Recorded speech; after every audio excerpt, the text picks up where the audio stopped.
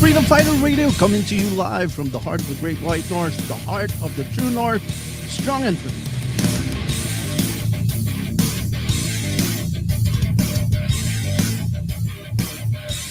It's Thursday, the 16th of March, the year of our Lord 2023. You're listening to Freedom Fighter Radio, coast to coast to coast, coming to you live from the Eastern Standard Time Zone. It's 5:40 p.m. Eastern Standard Time.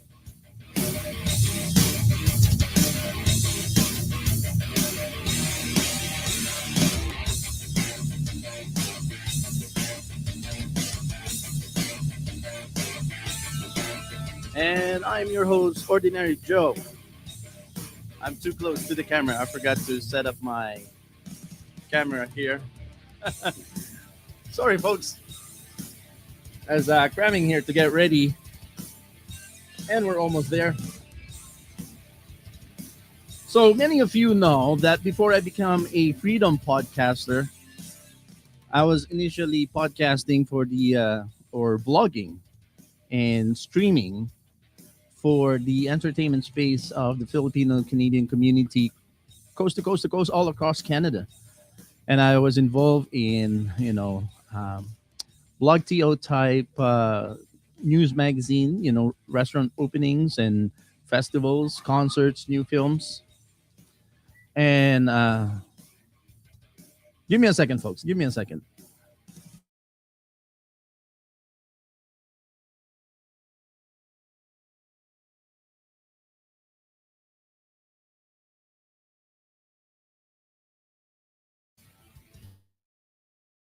All right, folks.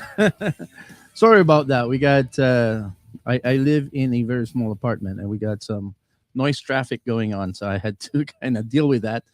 And so when I was doing that, my heart is not 100% into it. Although I'm a big fan of filmmaking, I'm a big fan of jazz music, and I love food. So I did enjoy, covering for new restaurants openings and food festivals and all that. I enjoy that, but that's not really um, something meaningful that I feel like I'm called to do as a life calling to be featuring those kind of stories. Although it's very fun and enjoyable, I get to meet a lot of celebrities, Filipino celebrities who comes to Canada, do their concerts, promote their films and all that. I'm not big on celebrities. I'm not big on personalities and actors and singers. I love music. I love films. I love filmmaking. I like, the process of filmmaking. I like I said, I like food as well, featuring food vlogging and whatnot.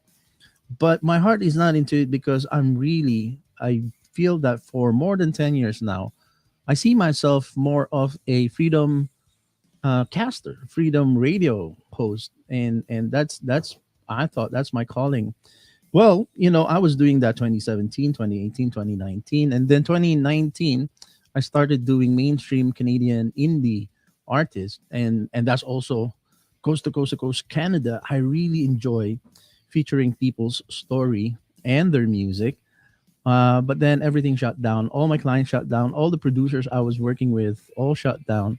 If you're on a business and all of your clients are shut down, essentially you're shut down yourself. So I had to rethink, and it's actually a blessing in disguise that all of these lockdowns happened because essentially the Lord gave a path for me to become that freedom podcaster that I always wanted to be because I like to do things that are meaningful, not only fun but really meaningful. So today we have an opportunity to kind of blend both. My special guest today would be someone who is a freedom lover, a freedom thinker, a freedom fighter, but he is in the arts, photographer, filmmaker, and also involved in music videos. So, folks, today is the Thursday. What's the date? The 16th of March. We are halfway through March.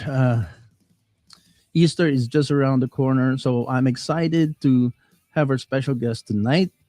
I'm your host, Ordinary Joe. This is Freedom Fighter Radio. Our special guest tonight is Logan Murphy. And I would have to ask you to share, as Shadow Ban is really. I forgot to add the Rumble. I'm going to add Rumble during our intro here. Oh, let me just add it right now. So welcome to Rumble. Welcome to the listeners on the Freedom Fighter Radio app. We are also live on Odyssey, Twitter, and we are on Rumble. And after the show, we are going to be on BitChute, Brighteon, and brand YouTube. So folks, share to overcome the shadow ban on our show. This is Freedom Fighter Radio on a Thursday night. I'm your host, Ordinary Joe. Our special guest is Logan Murphy, a freedom artist from Winnipeg, Manitoba. God bless you all, and let's get the show started right now.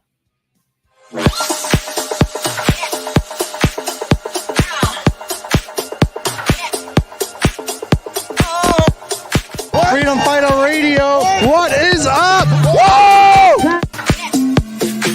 Shout out to Freedom Fighter Radio and Joe. You're doing great work, brother, and I love it. All right, always.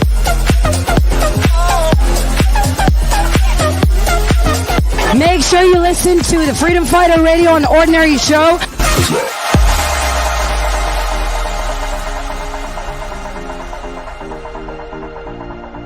I'm on Freedom Fighter Radio on the Ordinary Joe Show. That's quite a mouthful. Yes. Hey guys, this is Chris Sky.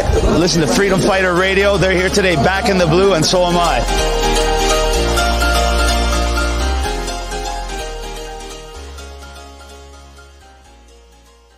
Please consider supporting the OJTV production costs and be an insider member for only $3 a month. Go to patreon.com/OJTV Canada. Thank you for your continued support.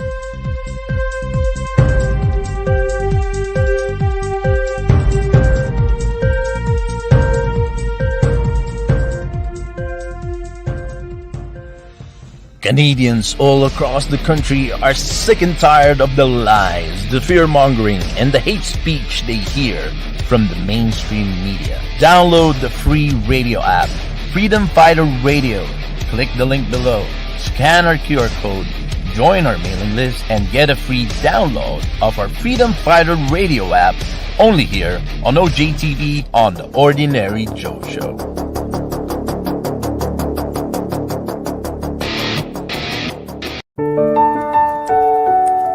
Just because it's a seller's market, it does not mean that it's not a good time for you, the buyer, to get into your dream home. The seller's market presents a unique opportunity not available during the buyer's market. Find out for yourself. Get the professional advice of an experienced, honest, Christian freedom-loving real estate professional. Call my friend, our sister in the fight for freedom, Madam Cheryl Severance of Century 21 at 905-646-2121, or check out her website at cheryl-severance-c21.ca. Fund the truth. Fund the unacceptable fringe views of the Freedom Fighter Radio broadcast. Go to patreon.com/OJTV Canada and also donate $3 per month and help us keep going and pushing back against the lies, the hate, and the fear-mongering of the legacy media. Patreon.com/OJTV Canada. Your $3 per month will help us set fire on the lies of the tyrants, the technocrats, and the internationalist social engineers. Patreon.com/OJTV Canada. Did you hear about the children's cough syrup shelf? They are mostly empty in the drugstores. Are you concerned? Do you feel the need to stockpile? As the world heads towards uncertainty, with every nation meeting its own challenges, Larks Medical are staged and ready to respond. Go to larksmedical.com. Provide them with your name, phone number, and email, and Larks will respond at their earliest possible availability to find solutions and ensure ample supply for your needs. Or email them directly at info@larksmedical.com. That's info@larksmedical.com.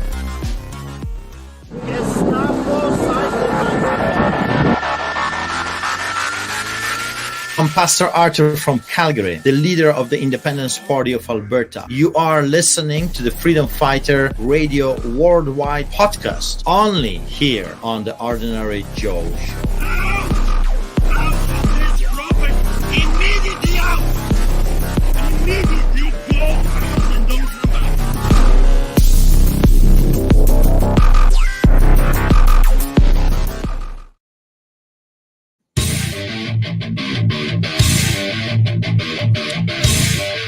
Welcome back, folks. I'm your host, Ordinary Joe. This is Freedom Fighter Radio, coming to you live from the heart of the Great White North. Our special guest is Logan Murphy. He has been in the Freedom Community Rally since August of 2020, where he started out taking photographs of rallies and have taken many videos and many high-end photographs of Freedom Community protests, as well as photos from some wild events such as Adamson Barbecue, Grace Life Church, January 6th in the United States in District of Columbia, Pastor Arthur Pawlowski's church events, Milk River and Coots, and James Stopp's march across Canada. He has compiled the photos into little coffee table sized photo books and done individual prints of his work. Also make mini movies of events with dramatic drone footage, most notably James Stop movie and the Coots reunion convoy. Without much further ado, let's bring in our special guest today, an artist, a freedom fighter, a freedom lover, Mr. Logan Murphy.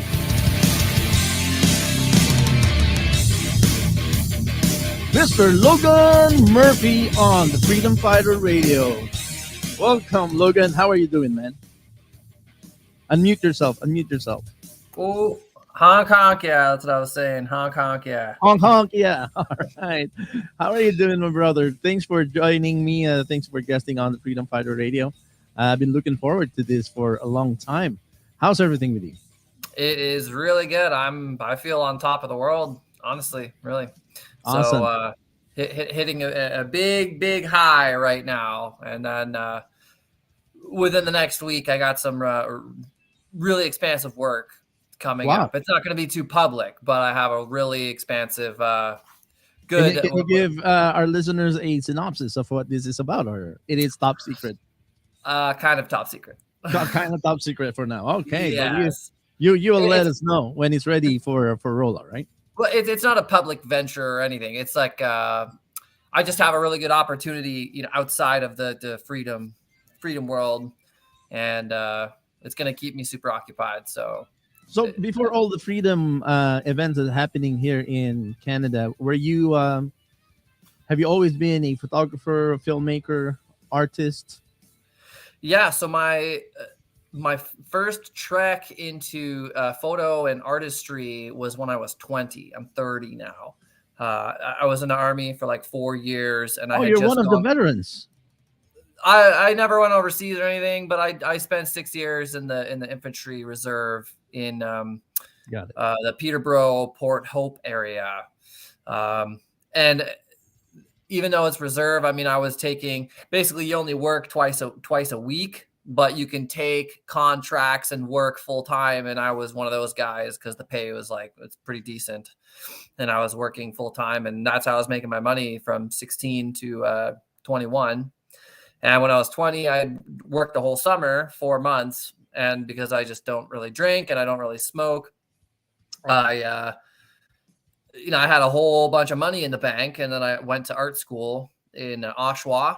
And I went for video production. I wasn't taking stills or shooting video. Mm-hmm. I was more like, at the time, I was way more into editing, like video game montages and stuff, because that's what I did. Everybody was playing games. And I went in doing that. And then I met a photography professor. I went for video, and my photography professor was this super cool, long-haired hippie guy. And once I got my first still DSLR camera, I was way more into stills than doing video. And ever since then, I've just been doing stills primarily. Probably in the last, just because of the scamdemic, I got way more into video, because I find photos these days, people are so trained by Instagram and Facebook and this and that to just swipe past your still photography. And I'm like, there's little secrets in there when you take an extra second to look, and if you pitch zoom. But so I've started doing a lot more video now, because I mean, the movement is on a down cycle. There's not a lot of external pressure right now. The mandates are gone. Mm-hmm. We're in this little lull. So I mean, I'm not doing too much right now as far as the freedom movement is concerned.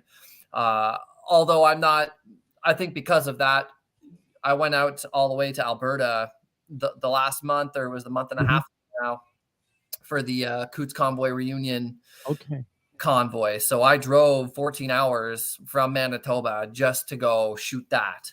You know.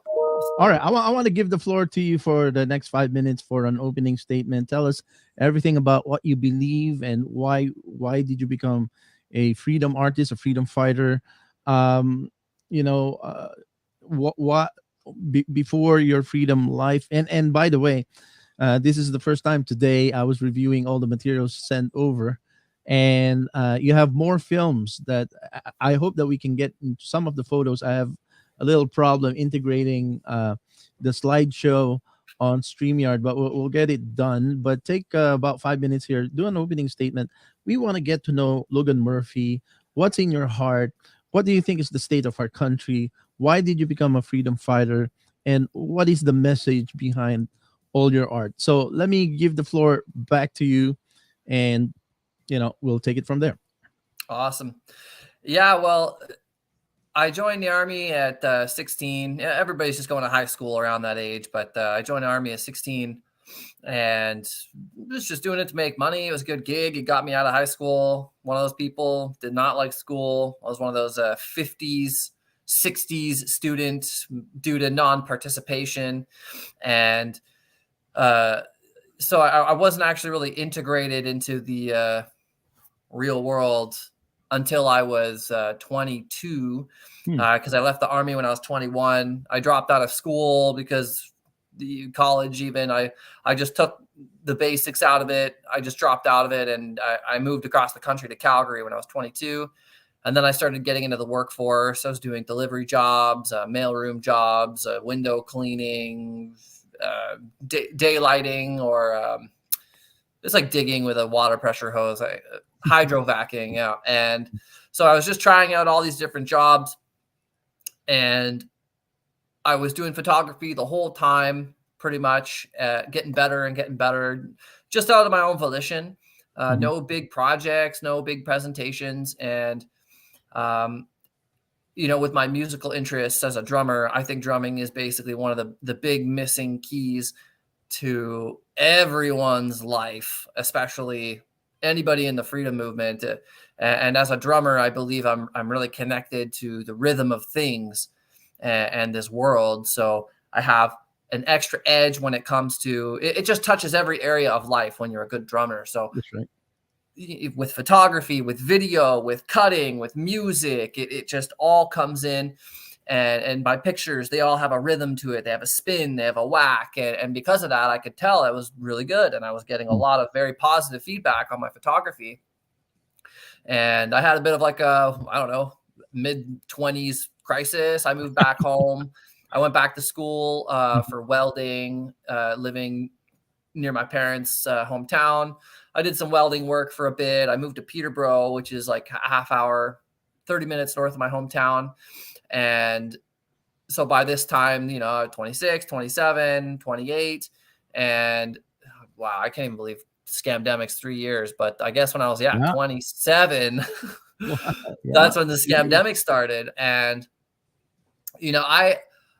I have an interesting, so that's just a foundation. But as far as the freedom thing and being a free thinker, I think my first big breakthrough was probably when I was 11 or when I was 12. Wow. And because of my age, I was born in 92. That's when I was going into grade school. This is when they first really started having computers as like a standard thing in schooling. And we had typing class and super basic, I was on MSN Messenger in grade 7 and 8. And before that, we didn't really have as much. So I lost all my friends. There was no easy way just other than email, but we didn't have emails. Anyways, and I came across the movie Zeitgeist, which even though I didn't understand what I was watching, I was probably 11 or 12. I think it just planted, I didn't consciously get it, but it planted a seed that there were things happening.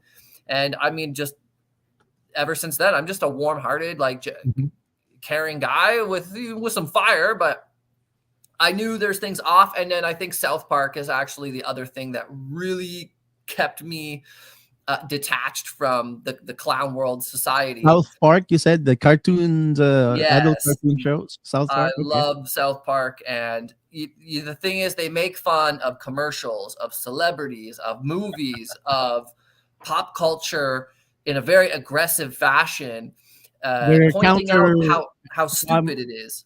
I'm not a big follower of South Park. I've seen a few episodes, but so are you saying South Park is more of like anti-establishment, anti kind of mainstream? Yeah, they you know what, they take things. Compartmentalization is one of the big enemies we have. Jesus and Christianity, for example, is in this box here, and Jesus is. But then South Park, they take him out of the box and they turn him into a talk show host, and it's funny. So it simply just takes things out of boxes, and I think that's primarily what helped. But they do it really aggressively, and I mean, I watched a lot of South Park. I used to watch reruns, and so it just teaches you to be outside of boxes. At the same time, I was becoming an artist. At the same time, I was inside of this military world, and then I got out. So there's a whole bunch of things all colliding. But free thinking. And my older brother, he helped me out a lot. He's American military, and he went to Iraq. So he was giving me this angle that the government is not what you think it is, because he saw it. I mean, he almost died because of the oil wars, right? Are you a dual citizen, American Canadian family? I'm not.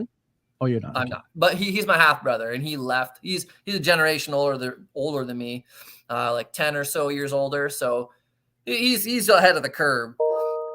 And he simply helped in my real life point out the government's not what you think. Iraq was the big crap show. I'm never going back. So all these things just kind of add up, and I like there's a meme, the noticer, the one eyebrow raised, just kind of noticing things and seeing the patterns, and even I think I had my biggest spiritual once I integrated into spirituality, then I really shot up to a whole nother level, because before I was 24, I had no references to spirituality. I wasn't religious. I wasn't practicing any form of spirituality. And then I got into plant medicines, and that absolutely changed my life when I was 24. And then once I got into yoga at 26, or I was 24 or 25, that was probably the strongest one. And then it just really blossomed from there. I started doing Wim Hof. I started doing ice baths. I started doing dives and deep dives. And then the President Trump election also was a real mind opener for me, not because it's Trump and this and that, but because of the Pizzagate and the emails that were leaked, Trump was bringing attention to it. And I was traversing the conspiracy forums at the time. So I actually watched Pizzagate happen. I watched when the emails were released, when there was the false flag at the restaurant. So I was like, whoa, like whatever Trump is battling against, there's some sort of extremely demonic, pure evil force, operating underground. And once you see that, there's no going back. And then because I was living downtown in Peterborough during the COVID thing, I knew COVID was a scam within, I think, a week. I remember it was in March. There was the rumblings, but then March is when it really took off. And I remember I had my feet up on my desk, and they were like, "This is a worldwide pandemic." And I remember looking out my window, and I went, if there's not people puking their guts out on the street or just falling over and dying outside my window, this is fake. But it's a pretty big claim, world destroying pandemic. So you give a week or two, for them to just satisfy what they're saying. And once I saw that they said you got to put a mask on your face, right then and there, I knew it was fake. Absolutely. Because, we need oxygen. It's our primary fuel other than food and water. So once they say you have to cover your mouth to keep yourself and your immune system protected, like I had already known about Wim Hof and yoga. and practiced it myself. So I'm like, oh, you're cutting off my airway. That is the complete opposite of what you're supposed to do. And then I knew it was a joke. And there was a protest that went by my house in August of 2020 because I lived right downtown on one of the busiest main streets in Peterborough. And I just heard like, rah, rah, rah. And I saw, oh, their BLM was 1 month before that. And I went and I saw them. But then when they went through, I was like, oh my gosh, they're protesting vaccines and stuff. Sweet. So I went out, I met them. And then there was just a really small little protest community in Peterborough, and I stuck with them until March, moved out to Calgary, and I did a ton of photo and video in Calgary. And then I joined James and I went across the country, and now I'm residing in Manitoba. So you pretty much walk with James the entire leg of the race from British Columbia to Ottawa, did you? Yes, I joined halfway through BC, so maybe he was day 22 or something like that. And I joined just outside, oh gosh, I can't remember now, but anyways, if you just look right in the middle of BC at Highway 3, that's where I joined. And I was originally just going to join for 2 weeks, for 2 weeks, and just gauge to see if it was going to work out. And it was totally awesome. So I just went with him the whole way. I'm like, yeah, I'll come with you to Ottawa. And I ended up going all the way to Newfoundland with him. And then I had to cut my trip short due to family stuff. Yeah. That was right right when Newfoundland ended is when I ended my daily work with them. So I was still around for 5 days or a week, just organizing my stuff. I'd been working every day since mid-March, and that was in, I think, late August 18th or the 20th was like my last day. So I'd been working and been with him every day since March. So I'd like take 5 days, chill out, and then I drove back, and now I'm settled here in Manitoba. So, and it was really important. And this is the thing, like as humans and people, storytelling as a medium is one of the most important things we have. You know, and this is why the globalists and stuff, they make data and they make studies and all peer reviewed. They make the facts more important than the story itself, and people all of a sudden they can't even hear your story because you're not standing there with layers of paper. Like, nobody has time for that. But if you can tell a very potent story and touch them in the heart, that's way stronger than making people read peer review studies and blah, blah, blah ad nauseum.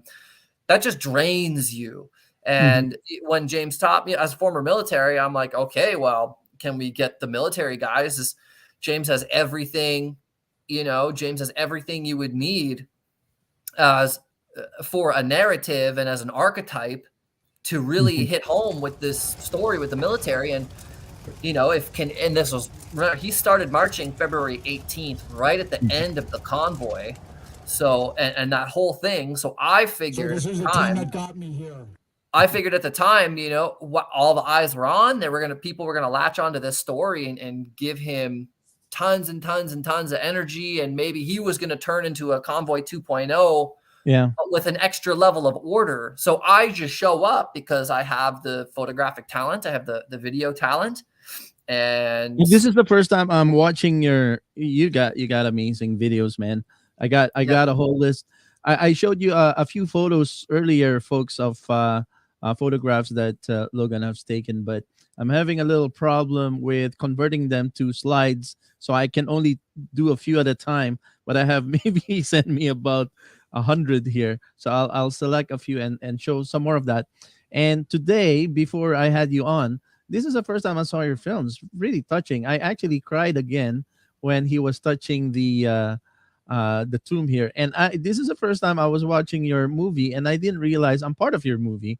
I have a little cameo there on the background because I receive James Stop when he arrived. I arrived in Ottawa maybe just half an hour before he finally made it to the tomb of the unknown soldier. Oh, I rewind too far. Well, the beginning has a very long intro, so I mean, Yeah, but just pick any spot in the middle. I just want to show you. I just want to show you where I didn't know that I'm part of your movie. So right about here, let's watch a 2-minute clip of your movie here.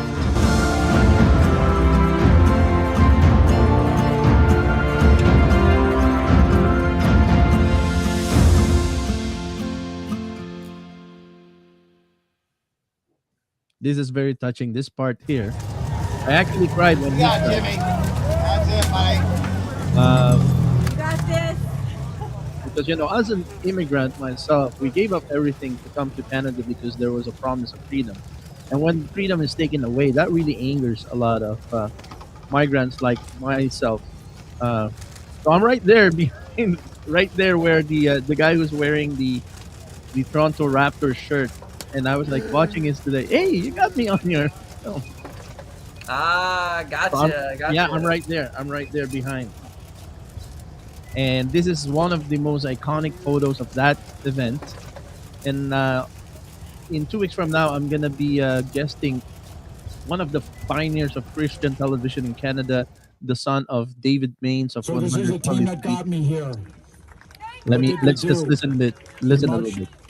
Over 4,300 kilometers in protest. But this is not about that anymore. This is about the completion of this march and what we accomplished. You all helped me get here as well. It wasn't just me marching, it was all of you. Everyone I met from Vancouver to Ottawa, you're the ones responsible for getting me here. I could not have done it without the encouragement and the support in every possible way. I would say this is probably one of the most meaningful time in Canadian history. It's unfortunate that our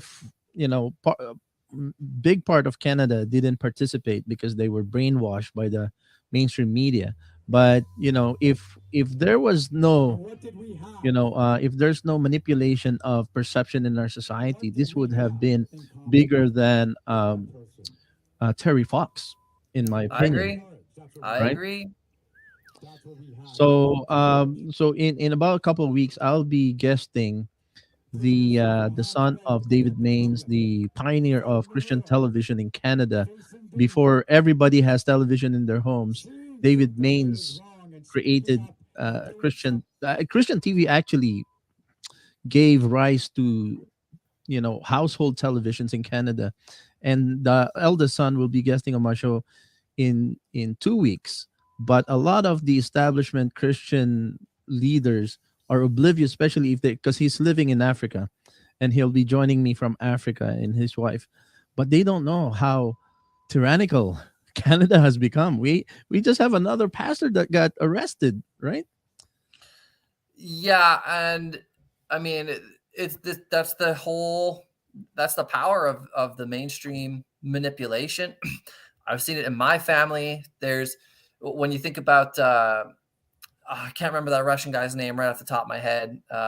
Maybe it'll pop back in my head, but he talks about the goals of Marxism, and he talks about when people become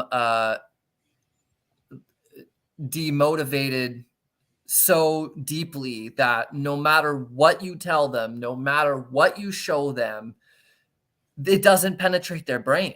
They're demoralized, demotivated. They have total apathy. And because of that, there's some sort of human connection that gets severed. And now they just can't listen to you. And that's why I do this storytelling, because, okay, if you're not going to listen to me just in a colloquial conversation like this, then maybe if I put together something with the music and all of the context needed and showing a great journey and the lengths people are willing to go to, and people and the investments people are willing to risk and sacrifice to do something like what James Topp did, maybe it will click in their brain, maybe. And that's I say, like, as an artist, my job is to just take their heads and just turn it to the side. Oh, I didn't see it like that before, right? Yeah. And so, a video like this, I put the dramatic music, and it's funny. Yep. I love the music. I'll This put it music on a low is so as that we can dramatic as it expose it. gets, and I still think the music does not even come close to like the energy that James put into this journey. Like the music is as intense as it gets, and it still doesn't touch the journey. Yep. And like, and, and then you combine all of that, and it still can't touch people.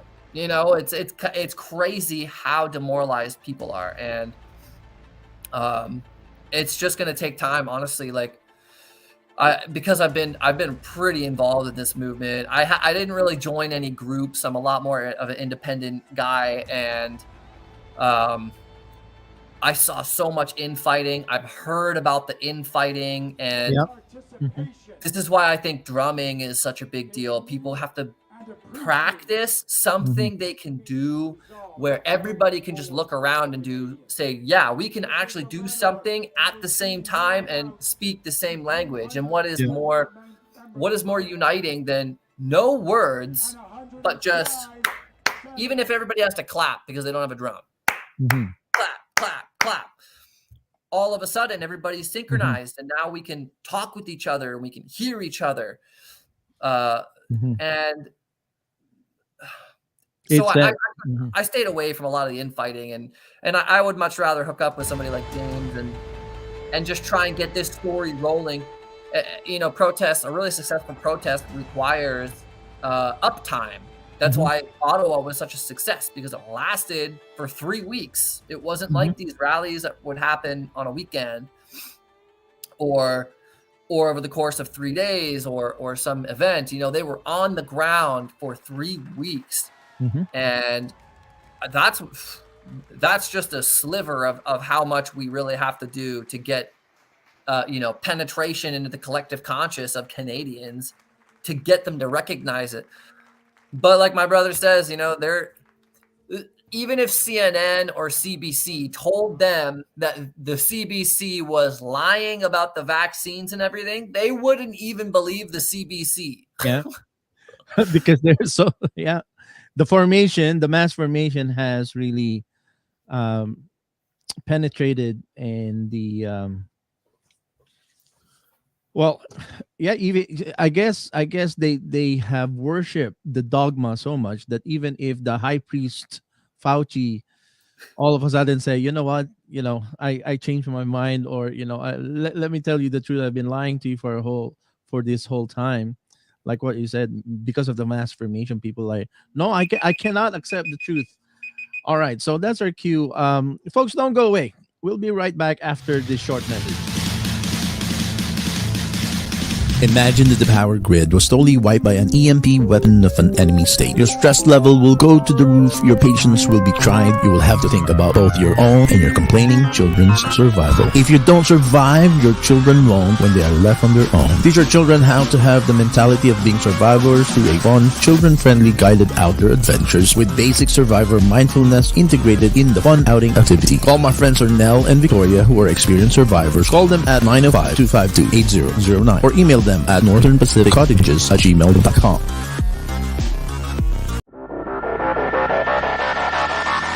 Hello, friends. I am Derek Sloan, the leader of the Ontario Party. You are listening to the Freedom Fighter Radio Canada podcast, only here on The Ordinary Joe Show.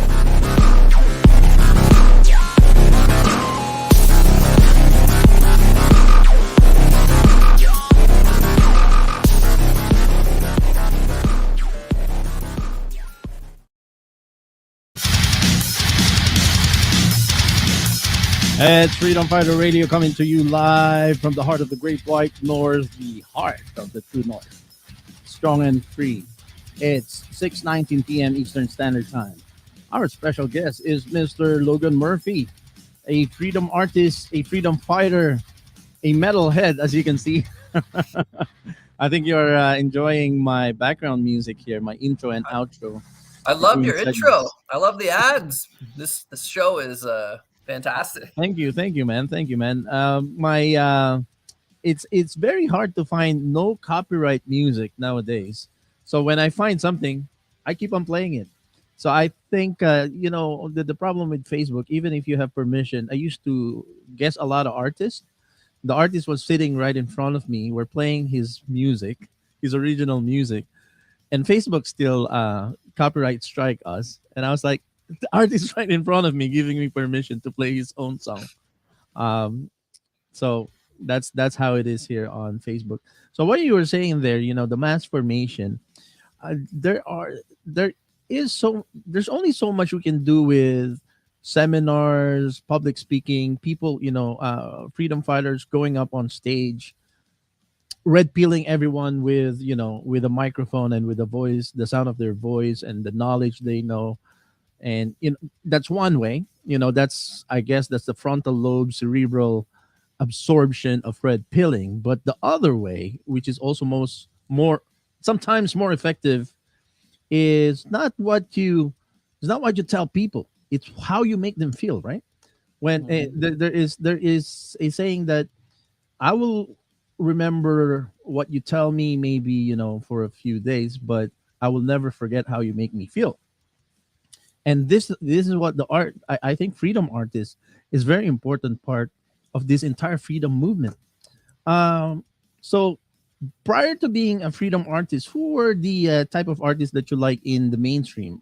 And what type of movies, what kind of music genre that you like? Tell a little bit about your artist side. Artistry, I was way into what could I say, like gaming montagers. Not that that's a real form, but of like real life pictures or documentary, exactly. But it was more, I'm a very high energy guy. I like the high energy, the punch, the impact, and I was seeing people make these gaming montages with so much impact and the timing and everything, and it really blew me away. And I am like entirely self-taught. I was not taking even YouTube courses on how to compose and this and that, other than just editing pictures, on how to edit your pictures a bit better. And because of that, I'm almost entirely self-taught in photo, other than some of my early learnings. And when you do that, I just have my own style, and you just learn through the practical repetition of getting out and taking photos of this. I would go to work, my normal job, and I would bring my camera and I would ask the boss, hey, you want some pictures of your job or your work? And, once I clock out, I'll just hang out for another 20 minutes, half hour, and I'll just take pictures of people working, whether that was at the welding job or the window cleaning job. And because of that, I just had so much experience. And I'm going to go back to the rhythm, like you just said, how you can make people feel. As a drummer, when you're playing a drum set or a hand drum or something, because I'm a good drummer and I have a lot of that impact, I have played drum, and within 2 seconds, I can get people dancing like crazy, like they don't normally do. I can just yank this tribal performance out of them. And, you don't really forget that kind of thing. It's like a power almost. And a lot of my artistic foundation is based off of the drumming. I was into death metal. Like death metal was my thing. The most extreme, brutal metal you can think of is what I was listening to. Extreme speed, noise, heavy. Like that's exactly what I liked. And I play drums myself. So I have all of these like kind of integrated talents. And then because rhythm just encompasses everything, it's very easy for it to be a transferable skill, even though you might not think of rhythm as a transferable skill compared to, say, like, being a draftsman or a carpenter. You have these transferable skills. So it's kind of like plumbing. No, like drumming affects every single area of your life, the way you speak, the way you talk to people, the way you make your movies. Even a picture with a still image with no noise or nothing, there is a rhythm inside the picture. And because I have a deep connection with rhythm to myself, it almost is like, it's like a cheat code. I consider it a cheat code. It's a shortcut. Yeah. Have to learn to see things coming in to make that dramatic shot. You're just like, oh, here's the peak of the action, and da da da da, bang, and then you take your picture, and whoa, there's all this action and this motion and this potential energy and contrast, and Oh, look at that. The contrast and a lot of people don't know how to take a photo directly pointing at the sun there, even if it's a sunset. But there's a way of making it beautiful, and you got it. And like you said, when you talk about rhythm, there are in my experience, there are two kinds of good drummers. There's a drummer that it's so pleasing to the ear to hear and listen to their drumming. But there's another drummer, like what you're describing yourself, that if you listen to this rhythm, you're gonna help if you're even if you have two left feet, you're gonna help it, but will dance and I think it's the heartbeat, it's the rhythm of the human vibration. If you are in tune with that, and your drumming is in tune with the human spirit, you can make anybody dance with your rhythm if you have that heartbeat. Do you think I'm pretty accurate with what I'm saying? absolutely. And because I've been involved in the freedom movement so much, and I was doing artistry, I'm like, I'm going to try and sell the story through an image, because everybody's swiping through their phones and pictures from big rallies. People are locked down, and I'm taking pictures of thousands of people gathering together. Maybe you get that around and you hit the right person. People go, oh my gosh, there's people like gathering and everybody else is locked down. Like, where is this? What is this? All of a sudden, I've turned their head and they go, oh, maybe there's something I can do. Maybe there are people out there. And this is the big thing with the convoy.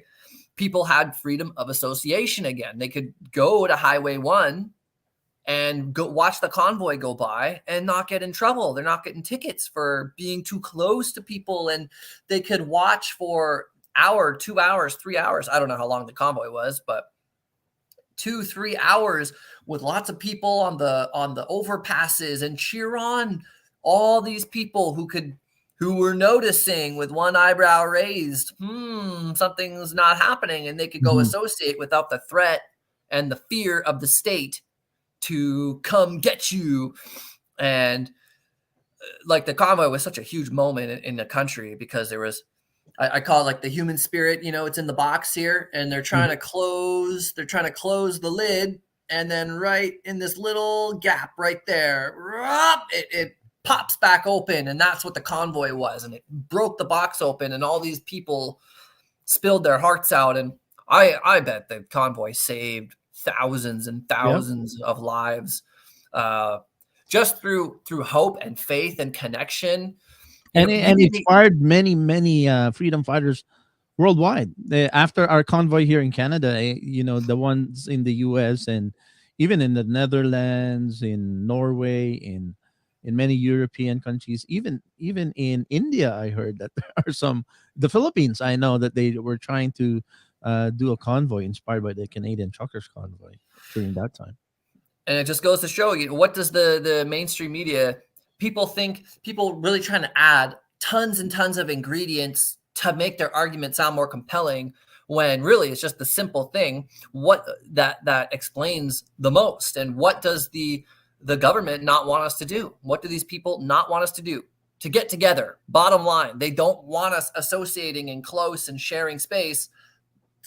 And hey, how much closer can you get when you're in a convoy and you're taking up 20 kilometers or more than that, or however long the convoy was, huge, of highway space, and there's tons of people all collecting and getting together. People think, you can't do a group unless you've got trucks and unless you've got organization. No, just get together. They don't like that. They don't like that part. And well, they don't like people who's not falling in line with the coercion and the narrative, the group thing, the Unitarian, what do you call that again? Collectivism. When you are, when you're standing out and you're not conforming in, you're like, who the heck do you think you are? When you don't conform, is their attitude. And when we get together and all work together, you pierce people's hearts. And it was just like triple or 10 times more powerful during the convoy because it was 2 years of isolation. Mm-hmm. So all of that compression and then it shaking and it's like they're trying to close it and then it just pops open. That's when you get something like the convoy. And James Topp is coming right after that. I figure people's hearts are way open. We could be I figured there was going to be thousands of people marching with James Topp, even at least in the last 4 weeks or something, which there was on the last day. There were thousands. You got some footage. I was not able to play the entire thing, but there were, I should have made markers where, he arrives in certain province and there's thousands of people or hundreds of people waiting for him, and they would gather in some sort of I interviewed him. You might have been with him when I interviewed him. I remember. Yeah. I might not have been right there, but I remember. Yeah. So James must have met. I say James Topp must have hugged over 10,000 people just by himself. So, and people say, "Oh, he's just marching across the country. That doesn't do anything." Say that to the 10,000 people who he hugged, and I saw and photographed and videoed many, many instances where somebody pulls over on the side of the road and they're crying and they're hugging for 15, 20 seconds. And it's just all emotional, traumatic release. And, and that's it. That's all we need. A base traumatic release. People say, oh, well, if it's not here, then it didn't work. And if he's doing this, it didn't work. And they create all these artificial barriers to make it more complicated. Look at just that alone. If James didn't do that, that hug would have never happened. And that woman would have had the beauty of your film too, it featured all the beautiful sights and sounds of Canada, the mountains, the skies, the rivers, the lakes. Canada is a very beautiful country, and it spans about a third of the world. We are the second largest country by landmass in the world.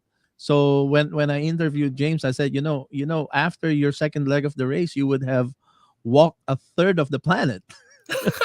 Right? That's right. And because Canada envelopes, a third of the northern hemisphere. If you look at it, Russia is the biggest country in the world, but it encompasses, maybe almost 4/5 of the world. But Canada, maybe half of the world, up north there. But look at the beautiful sights and sound. This is one of the I was about to play your other music video, but I just remembered that this is beautiful sight and sounds, inspiring. Like I said, when Terry Fox was doing his walk across Canada, he has mainstream media following him. James Topp didn't have any of that luxury, but we all kind of chip in our own little ways. Your movie, my podcast, and other people's big following in their podcast kind of gave publicity, even though they're trying to. I remember it was also my anniversary week, so I met James Topp on July 2nd. Was it July 2nd when he arrived, or July 1st? June 30th. June 30th. So my anniversary is June 30th. It was the same day. We had our anniversary celebration the day after on July 1st, and then we went to Quebec. But even on our hotel hopping, we saw on mainstream media they will show a little bit of James Topp as he arrived in Ottawa, but not all this beautiful sights and sound that you are sharing here on this video. But we did it even without the help of the mainstream media. We did it. We got this spread, maybe not as wide, but look at that. Look at that big. Terry Fox has something like that, but because he has the help of mainstream media. But James Topp didn't really lag behind when it comes to the crowds welcoming him in different provinces as well. Like this one. Where was this one here? That was in Winnipeg. That is Winnipeg. That was, I do believe, our second largest event out of all the events. Mm-hmm. This is one of my favorite shots of the whole trip. I love this. Right yeah. So when you had to run far off to get the wide shot. Well, I was there was like a side road, and I was let's just say I had a nice hand holder while I was driving. Oh, I see. Okay. I wasn't holding my phone. I was holding a tripod, whatever. And but it was an empty road right down the highway, and they had this nice river, and I had that gliding shot. Yeah, I don't have mainstream media. I don't have a railroad with a perfectly smooth camera. I didn't even have a freaking gimbal. You know, I just had my phone, and Christian had his phone, and then I had my DSLR. I remember Christian was my connection. Tom Arazo connected me to Christian to get connected There he is. to James. That's him? That's Christian, right? Yeah, holding the gimbal. Yeah, I never met him in person or in video. It's all just by text. I've been exchanging text with Christian. So is James is back in DC, right? Yeah, so basically what happened to him is that because he's still in the military, you gotta remember that he was doing this to protest being released dishonorably. So he was still in the military doing this protest, and once he ended, you know, he's still in the military, and his command and his chain of command is going, you have to take down all your pages because this still stands as a soldier in the military using his own name and his own face to do activism against the government. So if you go to Facebook, if you go to CanadaMarches.ca, the Twitter, the Instagram, it's all gone. Is it gone or is it on pause? It's not even on pause, it's just gone? I do believe a couple of things are unpublished, but I do believe they're gone, which is pretty sad. I mean, and on, yeah, I don't agree with that. Control I don't agree. Oh, look at this crowd. Where's that crowd again? Let's rewind a little bit. I think that was in the one right before that. That was Thunder Bay, I think. Wait, Thunder Bay? No, North Bay. That was North Bay.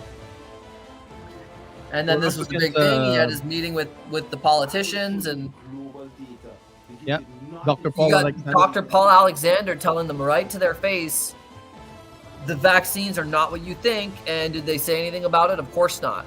And I believe that once all of this COVID nonsense blows over, and once we have time, not under the pressure of all of the threats of societal collapse, and we're able to sit and chat with each other, and the mass formation is destroyed, we will be able to show people, look, Dr. Paul Alexander had an audience with, 10 to 15 MPs, and he told them all what the vaccine was, and they never told you, but we were trying to tell you.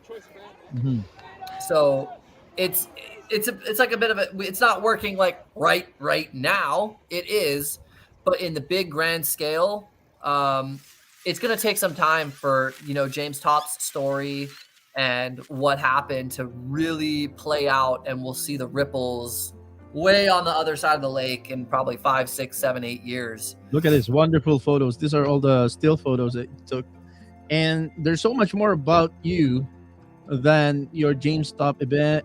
You were there in District of Columbia to take the. Were you there in person taking photos of the January 6th? Yes, I was. And there's some music video here I would like us to talk about, but this is really inspiring. The James Top event, that was one of the highlights of my Canadian life myself, being there to see him arrive. I couldn't do the march myself, but I was there to welcome him when he arrived in Ottawa. I was just half an hour. I arrived in Ottawa looking for parking space, and this happened, half an hour later when I arrived in Ottawa. So I was just ready there to welcome. So let's listen a little bit again on this small part here when he arrived, and that's me again behind there. You got me as the cameo with the Toronto Raptors. But this is one of the most touching parts.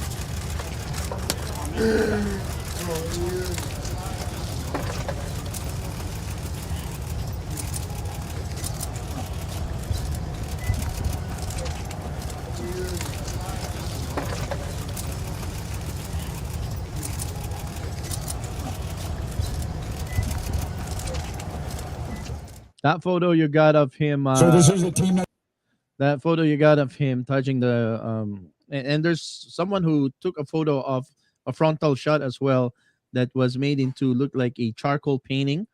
That is one. That was Do you know Yan. who? Yeah. YAN. He's a. I can't remember. YAN. Parisian. He's Yan Parisian on Facebook, I think. Yeah, that also, that photo is also one of the most iconic. I think when we win our countries back, it should get into high school textbooks. You know, when people learn civics in this country, this should be part of history books. You know, when we teach history, is that him? Yeah, that's the other guy right here, Yan. Yeah, connect me to him. I would like to have him on. I decided, because I have you on today, I just make an executive decision today that one of every other episode would be an artist on the Freedom Fighter Radio, because I think artistry is very important part of our freedom movement. You know, photographers, painters, filmmakers, rappers, music makers. Man, this is important part of our fight. But there's another video here I would like us to talk about, which is you were instrumental in producing this. This is a Christian, based on the scripture, to live is Christ and to die is gain. I love this. I'm a very devout Christian myself. Do you connect? Do you have? Do you share the same faith here with the artist that you shot here? I don't. At the time, I was exploring Christianity, and it did. Oh, okay. Well, we'll do your pause, and I'll explain. All right. So let's play this as we close into our next break. Now I see the way shine, light into the darkness of my heart, sanctification. Just a blind, lame leper, I'm in need of your touch. Just a hem of your garment that makes me whole. You're enough. To die is gain, and to live is Christ. To live my life twice, I'm blind enough to paradise. Lord, I wanna get in. Save me from my sin and let the thief on the Don't go away cross. when we come back. I would like to talk about this specific music video, which is very touching. I actually cried when he broke bread by himself. Okay, he had a bottle of wine, and he had a loaf of bread, and he did breaking bread with a Jewish Bible. It's amazing. I was crying when I was watching this before we started the show. But folks, don't go away. We'll be right back after the short message. A disturbing news. Doctors administer certain drugs even after the family have rejected it. Why? Because hospitals can charge $3,000 a pop for it. Meanwhile, they hid the fact that cheaper alternatives are available and it only costs cents. Do you know if you are paying the right price for your current prescription? Have you researched if there are cheaper yet equally effective alternatives? Call Shinlaza Pharmaceuticals at 1-800-206-0051 or email at info@shinlaza.com for a free consultation. Shinlaza Pharmaceuticals is owned and operated by a freedom fighter of the Freedom Community in Ontario. We have a brand new podcast.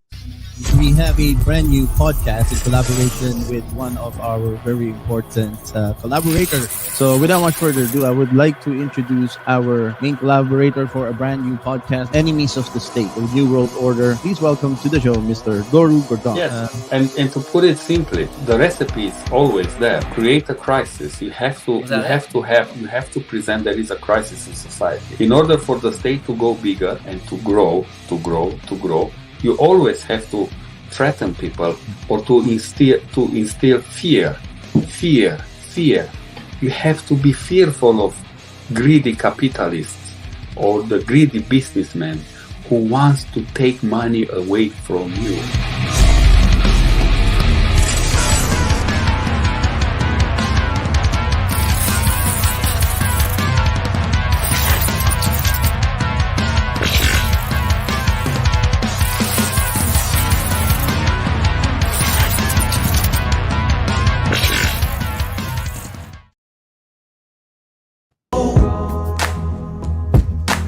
Trials of life, even if I go when I'm out of time, I will be. Listen, Freedom Fighter Radio. You're listening to the Freedom Fighter Radio podcast, and we're playing one of the music videos that our special guest Logan Murphy have helped produce. with a wonderful Christian artist here. His music video talks about to live is Christ and to die is gain. And one of the very touching part of this video was when he went in the wilderness. He broke bread. So usually when you break bread with brothers and sisters in the Lord. But when there is an experience of being isolated, locked down from society, and he was breaking bread on his own, it made me feel like he's breaking bread with Christ. Him and Christ sitting down, and it's coming up right here. Let me just play that, and we'll bring our special guest Logan Murphy back on. He's the only one seated on the throne at the right hand of the Father. He forever shown. Worthy is the Lamb who God who paid the price to forgive your sins and give eternal life. The seals are broken and the scrolls are open. Living water flowing from the throne deeper than the ocean. Lord, I pray for your guiding. As I walk this road through trials of life, even if I go when I'm out of time, to die is gain, and to live is Christ. Die is gain and to live is Christ. This is an amazing message. It can be found in scripture, and that really made me cry when I was watching this part when he was breaking bread on his own. And during the heavy lockdowns, we were all isolated from family, from friends, from church, from community. And to me, it signifies, being isolated from the world, but be with Christ, like there. Usually you break bread with brothers and sisters, but he was breaking bread by himself out in the woods. That was very touching to me. Great job here, Logan. So you shot the entire film? Yeah, I shot the whole video. And I mean, Franco obviously had input on the cutting and everything, but I do all the cuts as well. All the direction and when things happen, when and where. And I mean, the video looks clippy on my screen, like choppy. I don't know if Yeah. I know sometimes that happens. You could look choppy on my side, but when I watch the recording afterwards, it will be clean. Don't worry. Yeah, so I'm just bringing that up because when you watch the video, when it's not choppy, you have all these really nicely timed cuts and introducing little things into the storyline. Yeah. All of that comes from the drumming background. When to cut. And I mean, my editing style is literally like, I just listen to the music and then I just hover my finger over the pause bar and then I go, ba, ba, ba, ba, ba, ba, ba. And then I pause it and I go, that's where the clip needs to go in. There's a rhythm in your storytelling. You're saying to me, every transition, every narrative has a beginning, a highlight and an end, but it together little snippets of story make a grand story. Yes, I love that scene right there when you took a shot of the bread, the wine, and the Jewish. Oh, I didn't see this part earlier. Who died there? Okay, this is like a bit of a 3-piece series with Franco. His testimony is he used to be a pretty hardcore drug dealer and everything, a drug user in Calgary, and then he was also becoming a rapper. And he had a music deal with Universal, I'm pretty sure, and it was like his record deal is signed. He had made it. But just before that, he had found Christ, and then they wanted him to rap about drugs and gangs and girls. Oh, okay. And he was like, I can't even do this. I can't do this. Like, so they had to fire him, and then he went into making Christian hip hop. Nice. And so I hooked up with him through the Freedom Movement, and his music is really fantastic. I'm not Christian, but wow, his music is really good. And because of that, I've happily helped him make a video. I'm not one to just stay away just because it's religious or something. You know, if there's beauty, if there's power, it made you cry, right? So that's me, that's Franco, and that's the message all hitting you at the same time. And that's what we were talking about, that ability to reach out and make somebody move. Mm-hmm. And like, how many music videos do you cry to, you know? Yeah, I I don't cried know. on that one. I cried on that one. Oh, That means my job is done. you did a great job. Franco also did a great job, I think, for me, because I know the significance of breaking bread, the communion. Christ did that, and remember when he was breaking bread, that was also the night. If you read that scripture, it says that the breaking of bread was preceded by the line, "The night Jesus was betrayed." So that was Judas Iscariot. The night Jesus was betrayed, he brought the cup and he took the bread and he passed on the cup and he broke bread with the 12. But he did it the night of him being betrayed. So Judas was there breaking bread. He was breaking bread with someone who would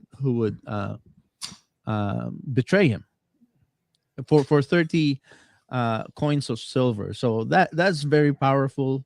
Like you said, storytelling. Let me just take off there's so many buttons sometimes to touch it. Technically you need 2 screens for StreamYard, and I only have one. But yeah, so that was very powerful. Thank you for sharing that. And there's some more videos here that I'd like us to see. I'll We just have were going to touch on January 6th there. That's right. Yeah. Let's talk a little bit about January 6th. I have a it's a small ad for my book here that I put together. So right. How are you ensuring the safety of firefighters being told they must take That's not the one. I thought I had it queued up. I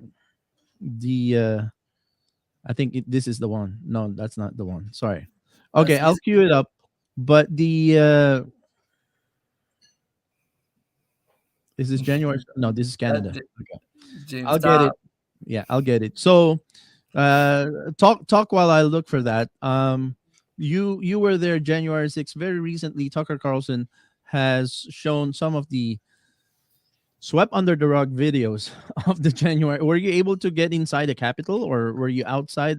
What was tell us a little bit about your personal experience during the January 6th protest. So like I talked about, my part of my big awakening was Trump's election. You know, it's entertaining. It was tied into Pizzagate through the WikiLeaks email and sacrificing chickens to Moloch in backyard Hillary Clinton. So, you know, I think they call it spirit cooking, right? Spirit cooking. Yeah, my gosh. So I was connected to Trump that way. I didn't watch I barely really paid attention to Trump in 2017 until 2020, when the next election cycle was coming, and that's when COVID was, and that's when the BLM riots were. And in the summer, I had been talking to my one sister, and she said, "Oh, the Q, about QAnon, Q, oh, that's a cult." And I'm like, "No, it's not. It does not even, that statement doesn't make sense." Even though I barely looked into it, I knew it was not a cult. So I went to go do a little dive on Q just to tell my sister it wasn't a cult. And then I was reading the research, and I was reading and seeing how Trump and Q were like connecting to each other through little timings of tweets. And I was like, oh my gosh, this is like really crazy. And one of the things Q says is, how many times does something have to happen until it's a statistic impossibility? And this goes back to reading peer-reviewed studies and this and that. Like, at a certain point, there's too many coincidences that we can notice with one eyebrow raised to go, no, something is not right here. That is like the heart-based movement to go start looking into something with a different angle. And, you know, Q pointed that out. And then Trump, December 20th, I think it was, his original tweet, this one here, his original tweet, January 6th, be there, will be wild. So somebody on a research board said that Trump had only used the word wild like 3 times out of 40,000 tweets or something. So that makes it a statistical anomaly, the word wild, because he's calculated. He knows what he's doing. And so I was like, oh my God, I just saw this code. So now I'm going to go there and just show up with the camera. That's it. And just whatever happens, I'm just a foreign guy, photographer. Brand new American history. Just there to capture history. Yeah, when I add something, it just plays automatically. It's only 30 seconds. It's only 30 seconds. We can play it. You want me to play it now? I was just getting it ready, but okay, let's play it then. Wait, no sound. Okay, let's do that again. Epiphany. Brand new American history from January 6th, 2021 in DC, USA. Be there. Will be wild. J6 and still presentation with no other competitor. 8.5-inch by 11-inch coffee table book. 63 pages, 149 pro photos. Collage style with chapters and timings. Rich colors, high detail, and high action. J6 rated mostly peaceful, not an insurrection. Buy at loganmurphy.online. Let me play it one more time because it didn't start. Okay. MAGA Epiphany. Brand new American history from January 6th, 2021 in DC, USA. Be there. Will be wild. J6 and still presentation with no other competitor. 8.5-inch by 11-inch coffee table book. 63 pages, 149 pro photos. Collage style with chapters and timings. Rich colors, high detail, and high action. J6 rated mostly peaceful, not an insurrection. Buy at loganmurphy.online. All right. So I was kind of multitasking there, looking for that video while you were talking. You were saying something about the QAnon and the tweet that can you explain again? So Trump basically mentioning the word wild. What's the significance? I was just explaining why I went, because I barely paid attention to Trump after the election because the election's just lots of watching. But I barely paid attention. But then my sisters were trying to tell me that Q was a cult and people were in the cult of Q. And I'm like, no, Q is not a cult, because you need social pressure and repercussions against you if you leave the cult. With Q, you just put your pants on and you go outside, and that's it. Now you're done. That's not a cult. It's just a source of information. It's a poster. And I didn't even look at it until summer of 2020. And when I did look at it, my mind was blown that, you have Trump tweeting here, and then Q is posting, somebody's saying, hey, Q, make Trump, we want to make sure you're legitimate. Make Trump say tip top in his speech. And then Trump goes up on stage and goes, this was tip top. And then everybody goes, oh my gosh, like some random poster just made the president like say something in a speech through Q. So there was a very clear connection. And then you read what Q is talking about, and it's really mind blowing. And he tries to harp on with this one phrase. He says, how many coincidences until something is mathematically impossible, right? So you see the WikiLeaks emails, you see John Podesta with the pedophile paintings in his house, and like, oh, it's a coincidence. Oh, it's a coincidence. Well, how many of those until we break through the mass formation, just like the vaccines? How many coincidences of died suddenly do you need to clue in that it was dangerous? So Trump tweeted January 6th, be there, will be wild. And I had seen on a research board, somebody had pointed out that he had only used the word wild 2 or 3 times out of 40,000 tweets. So I'm like, whoa, that makes this tweet a statistical anomaly. And what was the tweet about? January 6th, be there in DC, will be wild. And there's a little trope that Trump does what he says. So if he did you go to DC from Canada, or you live in the States at that time?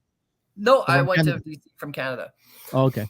And there's a bit of a trope that what he says he's going to do. So when he says be there, will be wild, he's saying, I have a standard of what wild is, and I just told you it's going to be wild. So if you show up, you will see what Donald Trump's wild is. And I'm like, okay, and I got a plane ticket within the next 3 or 4 days, and I got down to DC, and all I did, like, I didn't even really know about the Capitol building being like within walking distance. I didn't know it was going to be 1 p.m. Big protest there. I knew that they were going to start certifying the votes. I didn't know how close it was or whatever. I didn't know how many people were going to be there. So I just showed up with my camera, just taking big pictures of the crowds, people moving the flags overhead. You went by yourself or with a friend, or do you know somebody? Do you know anybody in the States when you were there? I keep that to myself. Oh, okay. So I was standing near the back, near the Washington Monument, which was right near the back of the huge crowd. And where was the stage set up when he talked? Where was that stage? That you said it was a few minutes away from the Capitol, but was it just out in the open space? Yeah. So basically, let me see if I can like try and do this on the screen.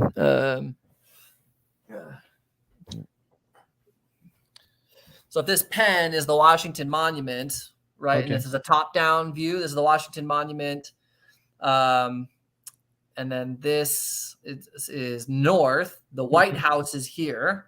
Okay. So Trump was speaking like just by the White House. The whole crowd was like in this area around the Washington Monument. And the Capitol building is like where you are on the screen, all the way over here. Out here, okay. So when I'm standing here watching this way, all of a sudden, thousands of people at around 12:50 start going towards the Capitol. Mm-hmm. And I'm like, I couldn't even see Trump from where I was. So I'm like, I'm technically watching Trump on a TV. And I've seen him on TV enough. So I'm just going to go with the flow of people. I don't know where they're going, but I'm going to go with them. So you went with the flow towards the Capitol. Yeah. And it was about a 30-minute walk. And then I was standing at one of this. There's a statue outside the Capitol on the west side, and I'm just standing there, and I can hear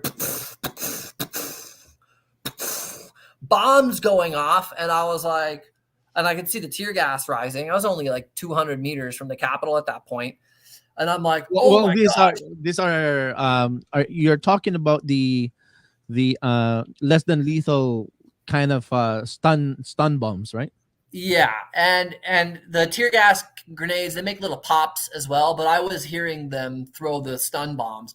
So if you ever see any January 6th footage and you see them throwing the stun bombs, I was like, right at that time, I was outside the Capitol, like 200 meters away. So I want to clarify something, Logan, because on another documentary I was following on Epoch Times, the bombing of the crowd in the Capitol, when they're trying to irritate the crowd with these stun bombs, if it explode right near you, you could get hurt by it, but it's mostly like just smokes and sting. But when this was happening, Donald Trump was still talking, right? Not like there's a few people walking towards the Capitol, but the event where Donald Trump was speaking was not yet over when this started in the Capitol. Is that correct? So the specific is that President Trump stopped speaking, I think at like 1:12 p.m. And that's at the like, here's your Washington Monument. So here, 1:12 p.m. they finished talking, but the Capitol, which is over here, is a 30-minute walk.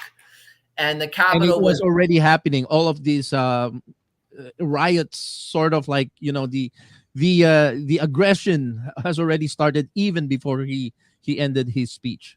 Yes, and the Capitol was attacked at 12:52. That's when Ray Epps and all those people were shaking the fence, and then they ran past the police. So it was actually ended what time? 1:12. I think he stopped speaking. All somewhere right. So something like that. before even the crowd officially left that event to go to the Capitol, there were already saboteurs, or what's the word? Agitators. Like, agitators. There were already agitators in plants by Ray Epps' crowd over at the Capitol, happening already even before the event ended from Trump. Yeah, and it takes a 30-minute walk to get from the Capitol. And like I told you, I was standing at the back, and I left because I saw the crowd of people starting to move. So, I Around only what time you left? Around what time you at left? 12:52 or so. Okay. What? So 12:55, somewhere in there. so when you arrived there around 12:55, when you arrive at the 1:30 Capitol. is 1:30 is when I got onto the Capitol property. So Right. is there already chaos when you arrive, or it's just about to happen, or describe what you saw when you arrive at the Capitol? Well, the chaos, I mean, so I showed up outside just before I got onto the Capitol grounds. I could hear the bombs and stuff going off. I was still in the street, and it was pretty peaceful when I walked onto the grounds, but there's a really fine line. Like I said, I was outside the Capitol. I could hear the stun grenades going off, and I was like, dude, I don't know if I want to go there. But I just went because I flew there to go see some stuff. Yeah, that's right. So I walked up, and when I walked up, they You kind of brave it. stopped. They stopped throwing the stun grenades. People were like agitated, but nobody was pushing. Nobody was shoving. The cops were pepper spraying some people. And when I was standing there, I routinely commented on the fact that there was already a crowd of 500, 600, 700 people standing around the base of the steps at the Capitol, and they barely had enough police officers to stand shoulder to shoulder wide. And When not you're even saying you're commenting, were you going live when you were you live on your phone? No, because you're I just didn't have a commenting phone this- plan, no data, no nothing. So it was all stills with my DSLR. So I was walking around. I mean, I thought there was going to be like gun battles and stuff, like full on gun battles. So when I approached the Capitol, I was just on the edge, and I'm like, I need a way out if this goes really hairy all of a sudden. So I But was did waiting. you see any Trump supporters touting any guns? I know it's maybe in the DC area, it's gun-free zone, I think, right? Well, that day they made any kind of carrying any weapon a felony, which is like an indictable offense here. So you didn't see any Trump supporter, open carrying. No, barely even any knives. Nobody was showing knives because if you got caught with a knife, you would be charged with like a full-on felony. So they made it a big deal to not have any weapons of any kind, and that's why they have to say that. That's why they have to say the Trump supporters had flag poles, and that's what their weapons were. Yeah, I heard about that. The flag poles were the weapons. But what made you kind of comment that it felt like there might be a gun battle? Oh, because people have backpacks. Lots of people have backpacks, just because the narrative is so strong. Remember, just the summer before that, they had the BLM riots. Yeah, and I believe the media and the American government who went against Trump and the globalists unleashed COVID on the world with all their media allies. So if they would do that, why would sending 50 guys with guns, to the Capitol to start shooting? That's not a far stretch by any sense of the word, especially when the Capitol's got snipers up top. They've got quick reaction force with rifles. And once it turns into a gun battle, that's like the crazy terrorism. The fact that there wasn't a gun battle, I'm actually like really surprised. And I'm like, as America, anybody with a backpack could have up to a rifle. That's just, you just take the two pins off. And then there's foldable rifles and there's foldable rifles. You can just do the two connecting pins and just put magazines inside. And then you get a rifle that just, half a torso, have a big backpack or how close did you get to the Capitol? How far are you from the action? I was in front the whole time, pretty much. I got as close to the Capitol as not going inside the building. So basically, like, I got up to the steps. I was feeling it around. It felt pretty safe. So I went deeper, just taking pictures. And I ended up right by the staircase on the northwest corner where they went up the west side. And I was actually right beside the very, I can open the book here. I was right beside the very front line right before it broke out and people went up on the building. But I got tear gassed and I had to walk away. So this is like under the scaffolding. Yeah. And this is right where the people were, like right when these pictures were taken is right exactly when they were getting past the police to get around the stairs to get up on top.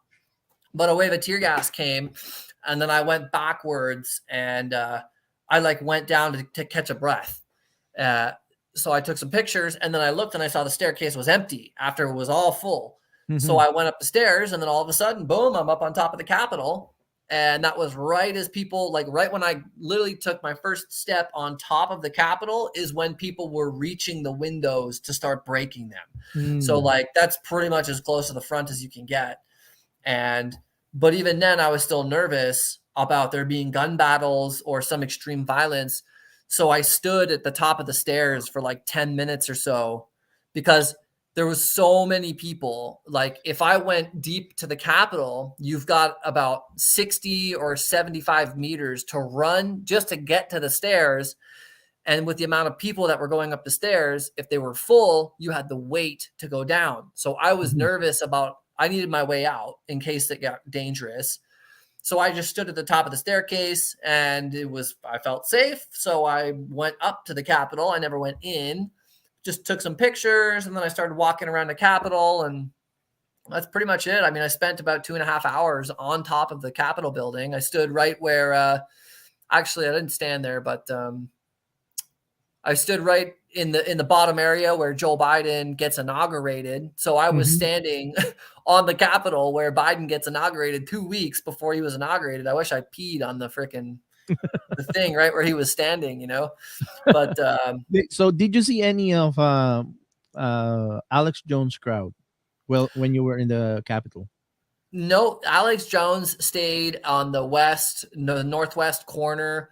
So basically, like if the Capitol building is like this, just a circle, there's the street like this, and Alex Jones was on the street, and he came down Pennsylvania Avenue, and so like if the White House is here and the monument's here, I went this way, and Alex Jones came from like this way. So we weren't on the same street. He was standing out by the statue. He didn't go on the grounds.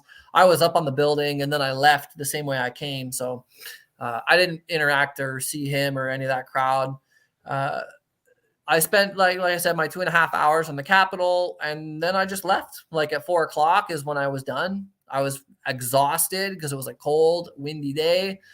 And that's pretty much it. Like, did you see so when the some provocateurs were trying to break the window open, they're breaking window glass and they're trying to push the door open.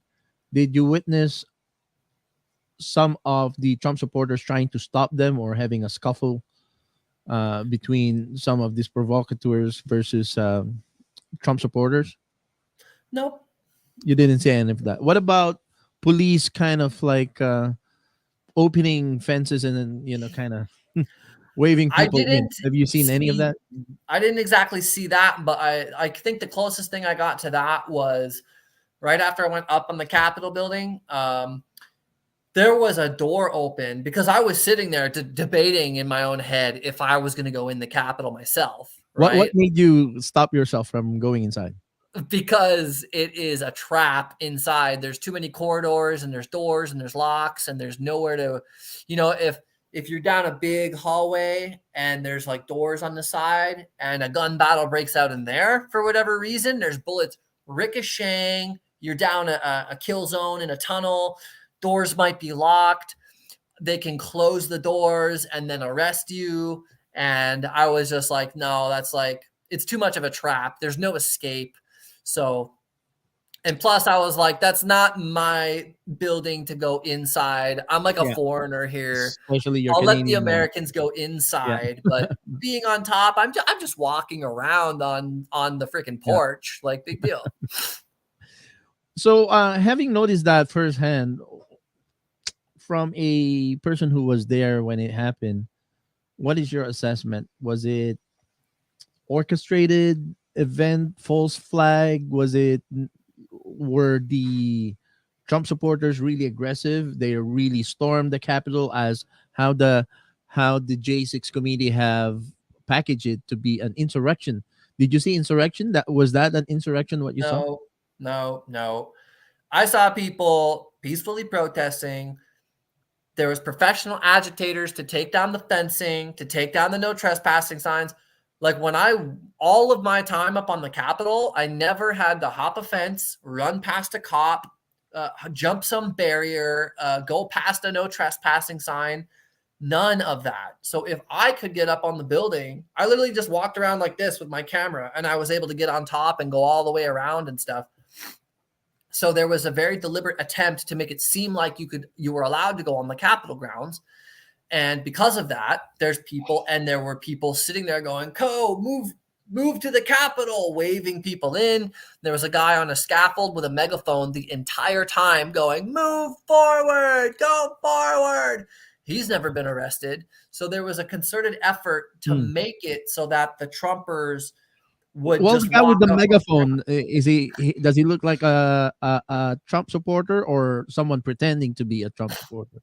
He's just some old guy, and the way he was coordinated, there's no way he was a Trump supporter. He might look like one, but when they're telling you move forward like a commander, and I saw in a documentary that within 1 minute of I was on the west side only, but on the east side there was still people, going out those doors, and within 1 minute of the east side being punctured, he was yelling at everybody, go, the east side is taken, go, go, go. So he was very coordinated on top of a tall structure, yelling at people.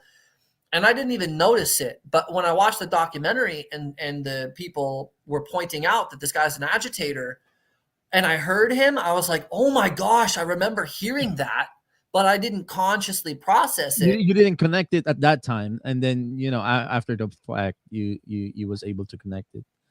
Yeah. So, and I honestly, I think I only saw one moment of violence, but it didn't last long enough for me to take a picture of it. Right. Just like right when I was near the front line where all the agitators were, all in black sweaters with orange piece of duct tape on their helmets and their shirts to clearly show who they were. And that's it. So I didn't even see any extreme violence myself. There are people spraying fire extinguishers. That's not violent. That's just some gas. It was the MPDC. Well, you have military background, right? You have military background. Are you part of the Veterans for Freedom? No. Okay, so because I think you need to be a veteran actually who went to battle to be No, you don't. a veteran, or no, you don't. I'm just not with them. Like I said, I'm a solid guy. I don't like really joining groups anymore. Okay. If I go in, I'm going as a solo guy. Anyways, but so you have military background, and the closest similar event I had myself when I was younger, a lot younger than you. I was maybe 14 when my parents allowed me to take the public transport in the Philippines. When I was 14, that was the big People's Power Revolution when the people ousted the dictator Ferdinand Marcos. I went to the big event where the people were protesting, UE helicopters coming down, military people marching and all that. I was 14 and I was I had a old fashioned SLR camera, the film camera that I had. I don't even know where the photos are. I think I gave it to my college editor. That's the closest I've been to what people would see. It depends who look at it. The People Power 1986 People Power Revolution in the Philippines have been celebrated worldwide, but there's no difference with what happened in the Philippines in 1986, what happened in Canada in February 2022, and January 6 in the United States. But whose perspective it is that you're listening to, all of a sudden a heroic ordinary Jane and Joe citizens of that country stepping up to take their countries back is now labeled as insurrection. Because you could have labeled the 1986 People's Power Revolution in the Philippines as insurrection, but the world do not label it as that because we won. We won. We got the government out, right? But so sometimes I think this protest needs to be like your driver swing. You got to follow through. You got to really make sure that if you're gonna protest to get rid of the tyrant really get rid of the tyrant. If you don't get rid of the tyrant, then you're labeled as insurrectionist. So in closing here, Logan, what do you see, uh, any similarities or difference that you saw in the January 6th and our own truckers convoy, and how the governments, both governments, the government, the tyrannical government of Trudeau and the tyrannical government of Biden, are calling both events as insurrection? Um, what are the difference and the similarities that you saw, and why do people need to know that it was not an insurrection but a peaceful protest? I think the biggest difference is that no government building was actually scaled or penetrated or anything like that In Ottawa. in Ottawa. Whilst in DC, they had people walking right through the chambers. They had Jake Chansley, who was praying right in the chamber. Like, none of that happened in Ottawa. But Chansley is he the Q shaman? Yeah, Is he his the name Q is shaman with the horns? Jacob Chansley. Yeah. Yeah. So but in Ottawa, just occupying the roads was considered occupying the parliament, which is ridiculous because people were walking into parliament, weren't they? Still, they were walking around and going past the protest. But the thing they had was the staying power. The big difference is that January 6th was done in, January 6th. And the Ottawa convoy and the protest was, for 3 weeks or so. And the big difference in longevity allowed them to keep the propaganda rolling as it happened, to keep the minds stirred. And they did the exact same thing with the media. They painted them as insurrectionists, as problems, as right wing. Like, I saw even here in small town or in a small town near Winnipeg, they had on the newspaper, like a small town newspaper, Trumpers and racists were taking over Ottawa, and they had like Trump flags and the swastika from Hitler's Germany and the Confederate flag like flying in Ottawa. And that's what they're saying. It's the Trumpers and the racists. And this is just some small town paper in freaking Manitoba. And the fact they can get that narrative painted around, like even my relatives, they go, "Oh my gosh, the poor people of Ottawa having to hear horns." Well, actually, because like I said, prior to being a freedom podcaster, I was involved in the entertainment space, and a lot of the Filipino community paper publishers, editors, I know, the owners of community papers, some of them have 100,000 in circulation. For example, in Alberta, there are big circulated papers there. What I heard was that there were actually money that are offered from the government to tout the COVID narrative, the official COVID narrative, and shut down the dissident. And so, if you're receiving all of these bonuses from the government, why would you not comply and lose that cash flow, right, during the lockdown? So, small papers also receive a lot of funding from the government to push the COVID narrative. So they did the same thing, and there's still 4 guys in jail because, in January 6th, they have over 950 people charged. Did you see them Proud Boys there on the ground? Did you see their activities, the Proud Boys? I saw people dressed up like them, but I don't know if that's a Proud Boy or if that's an agitator dressed like one. But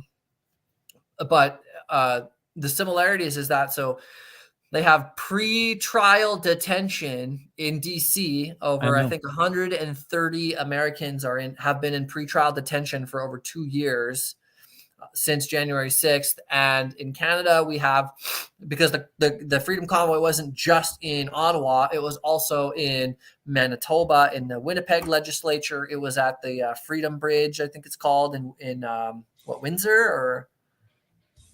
Not Windsor. The Windsor Bridge, right? They had that. And then they also had the Coots blockade in Alberta. And we saw 4 guys locked up in Alberta, pre-trial detention, and, for conspiracy to commit murder. And that, of course, happened the day after the RCMP sabotaged 3 bulldozers after people tried to work with them.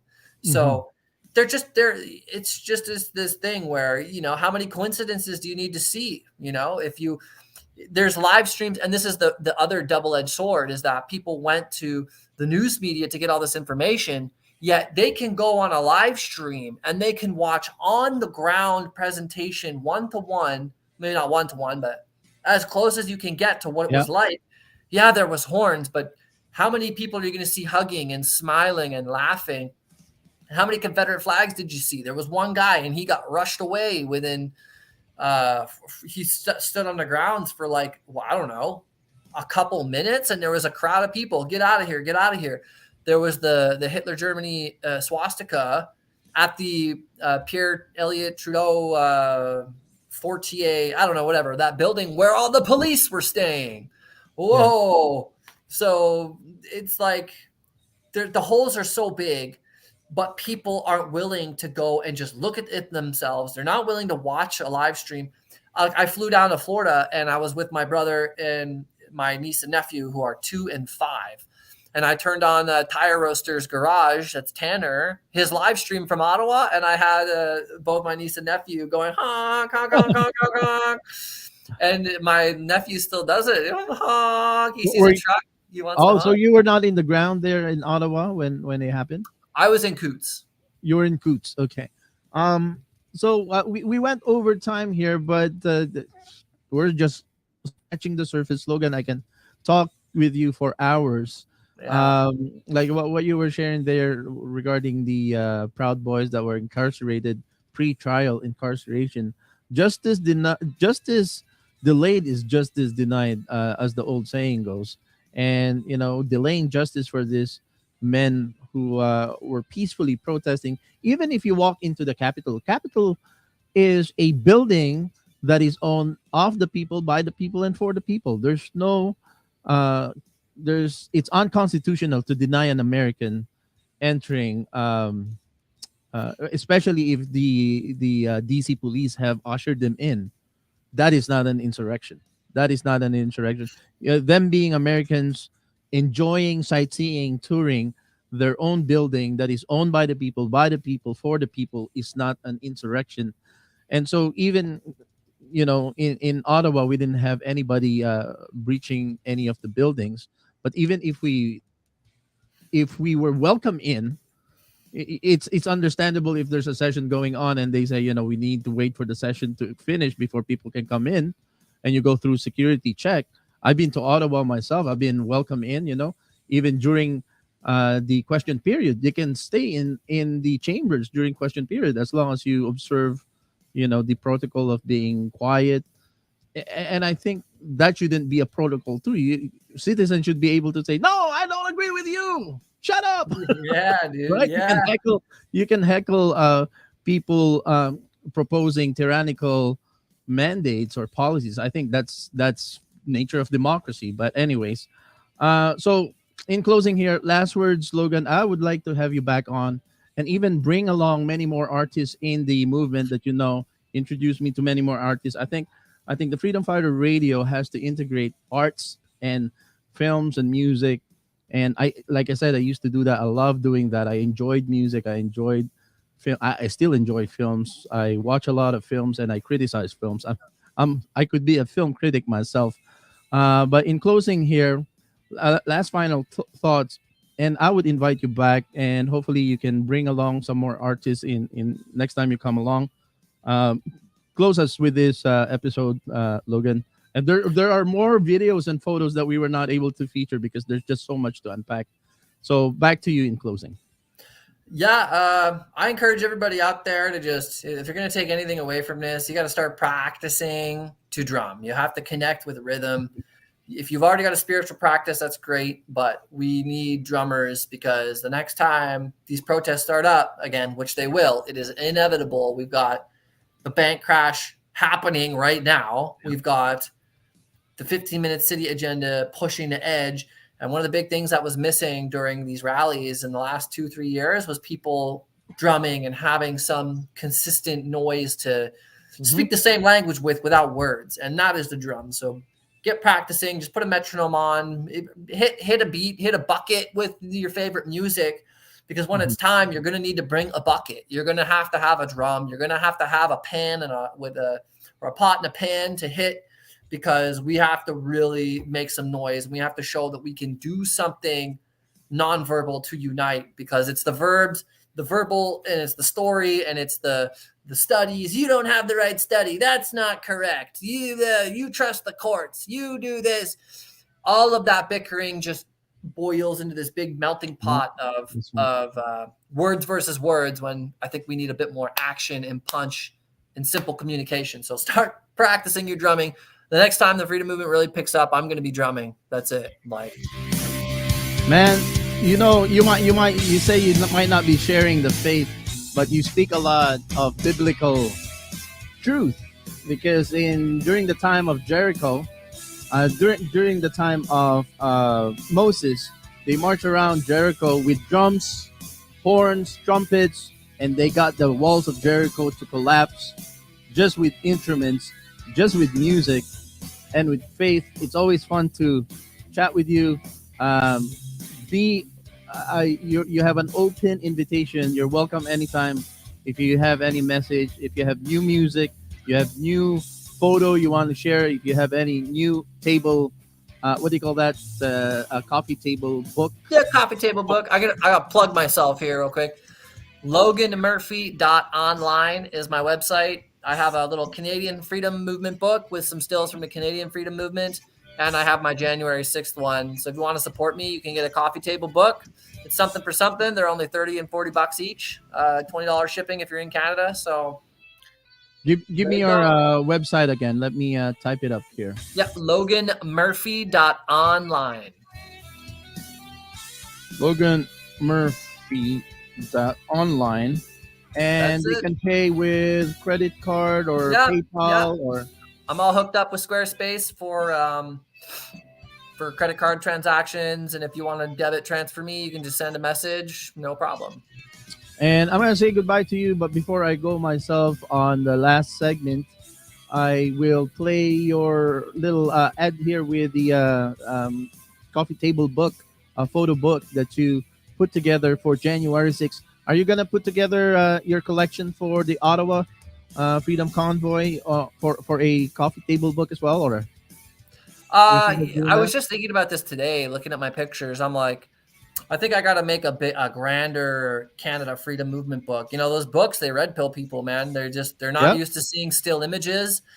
And I always put the times in there. So before they know it, in 2 minutes, they've flipped through 2 years worth of people protesting and huge pictures. And they're like, whoa, there's all this whole thing happening. While I was in my home, there was people collecting. I don't want to keep pushing this too far, but there's more books coming. There's more books.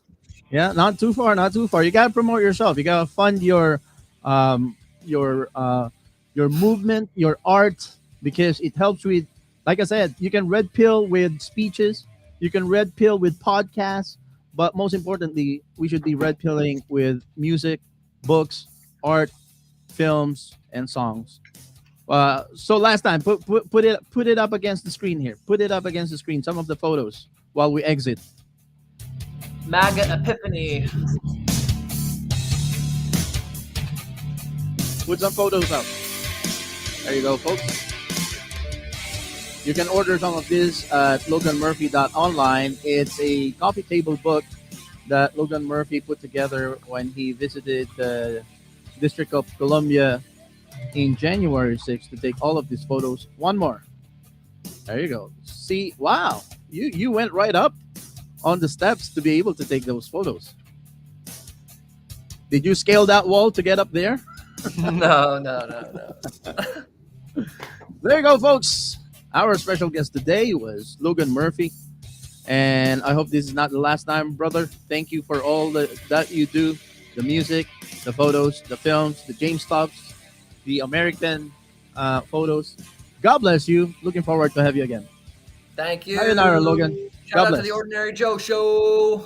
Thank you. Oh, yeah, I'm going to reach out to you to make a shout out so that I can put it on my intro. God bless, Logan. We'll see you again next time. Folks, don't go away. I'll be right back after these short messages.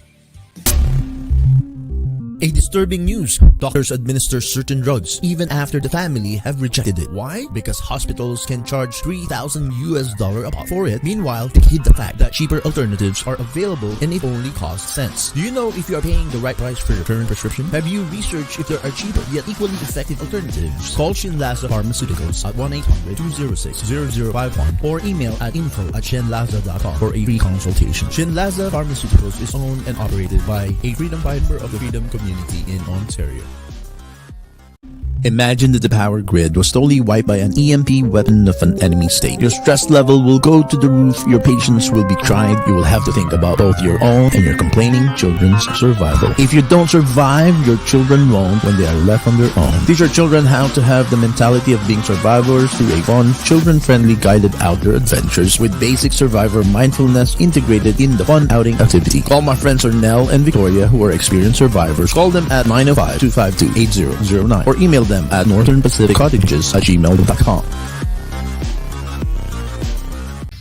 We have a brand new podcast in collaboration with one of our very important collaborators. So without much further ado, I would like to introduce our main collaborator for a brand new podcast, Enemies of the State, a New World Order. Please welcome to the show, Mr. Doru Gordon. Yes, and to put it simply, the recipe is always there. Create a crisis. You have to present there is a crisis in society. In order for the state to go bigger and to grow, you always have to threaten people or to instill fear. You have to be fearful of greedy capitalists or the greedy businessman who wants to take money away from you.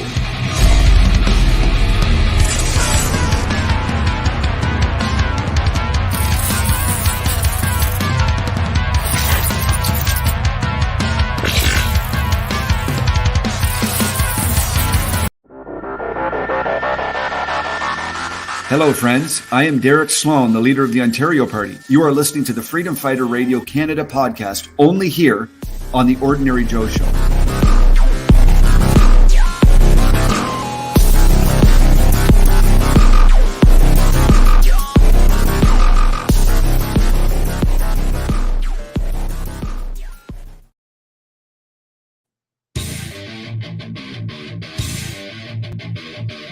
I'm your host, Ordinary Joe. This is Freedom Fighter Radio. You've been listening to the Freedom Fighter Radio, coast to coast, coming to you live from the heart of the Great White North, the heart of the true North, strong and free. Our special guest was Logan Murphy, a freedom artist, not only a freedom fighter, but a very brave freedom journalist, going to the heat of the battle, both in Ottawa and in DC in January 6th. Kudos to the young man. I see, I remember myself at 14, 15, I also went to the heat of the battle back in the Philippines in 1986 to take some photos. And I used to have the film photo where you rewind after you use all the film and you bring it to the film processor. And I took a lot of beautiful black and white photos, I remember. So we are going to integrate the right side of the brain freedom fighters, the rappers, the musicians, the rockers, the rock stars, the painters, the photographers, the filmmakers into our freedom community fold. We gotta bring everybody into the fold.